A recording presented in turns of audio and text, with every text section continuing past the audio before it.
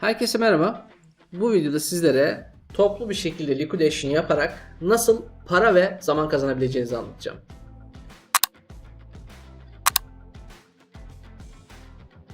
Amazon depolarındaki herhangi bir ürünü depodan çıkartmak, yani envanterinizden çıkartmak istediğinizde 3 tane seçeneğiniz oluyor. Ya evinize, deponuza geri çağıracaksınız, ya Amazon'a çöpe attıracaksınız ya da liquidation yaptıracaksınız. En karlısı, çoğu zaman da para kazandıranı liquidation, diğer ikisini de Amazon'a para ödüyorsunuz.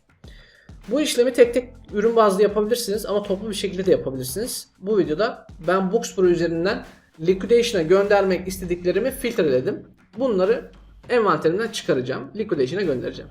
Bu işlemi siz Bookspro üzerinden yapmak zorunda değilsiniz ama Bookspro bana kolaylık sağladığı için ben buradan yapıyorum. İlk ürünüme tıkladıktan sonra şuradaki inventory butonuna tıkladığımda uygulama bu ürünü Manage All Inventory sayfasında aratıyor. Bakın sukusunu buraya yazdı ve otomatik olarak arattı.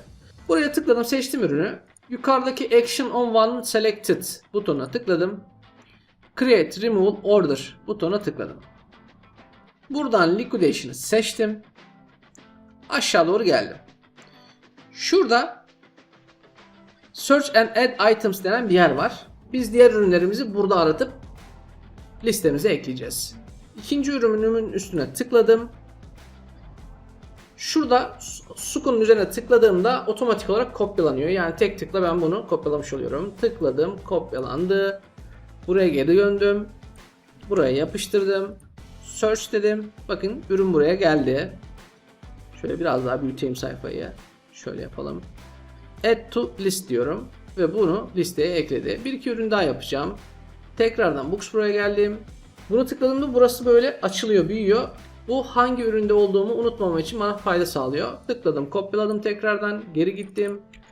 Yapıştırdım. Add to list dedim. Bu şekilde ardı ardına ürünlerimi ekledim buraya. Bunu tek tek yapmaktansa bu şekilde yapmak size ciddi manada zaman kazandıracak. Ama işlemim bitmedi tabii ki. Şurada bakın out of one unit diyor. Yani bu üründen toplam bir tane varmış. Kaç tanesini liquidation'a göndermek istiyorsam buraya yazacağım onu. Benim totalde bir ürünüm olduğu için 1 yazacağım. Böyle yazdım.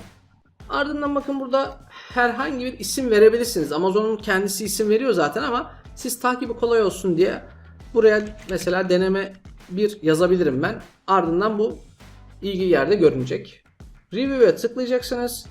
Confirm derseniz bu ürünler liquidation'a gönderilir ve envanterinizden bu ürünler çıkar. Bu ürünlere storage fee ödemeyi bırakırsınız. Ama liquidation işlemi biraz vakit alıyor ve her ürün kendi özelinde liquidation'a gönderildiği için içindeki bazı ürünler liquidation'a gidip işlemleri tamamlanmış olmasına rağmen bazıları da hala in progress'te görünebiliyor. Şimdi gelin oluşturduğunuz removal order'ı nasıl görüntüleyebileceğinizi göstereyim size. Yukarı çıktım. Menüye tıkladım. Reports'a geldim. Fulfillment'a tıkladım. Aşağı geliyorum. Removal Order Detail'a tıklıyorum. Bakın burada daha önceden oluşturmuş olduğum bir tane Removal Order vardı. İsmini de deneme koymuşum. 4 tane ürünü liquidation'a göndermişim ama sonradan cancel etmişim. Detayını görmek istiyorsam bu Order ID'ye tıkladığım zaman beni detayına götürür. Liquidation'ı seçmişim. Seller Initiated olmuş. Yani ben kendim yapmışım bunu. Amazon'un kendi otomatik yaptığı Removal Order'lar da var. Sonra da statüsünde iptal etmişim. Zaten burada detaylarda görünüyor. Cancel, cancel, cancel. Evet, bu metodu kullanarak toplu bir şekilde ürünlerinizi liquidation'a gönderebilirsiniz. Hem zamandan tasarruf edersiniz hem de maddi olarak tasarruf etmiş olursunuz. Beni dinlediğiniz için teşekkür ederim. Bir sonraki videoda görüşmek üzere. Sağlıcakla kalın.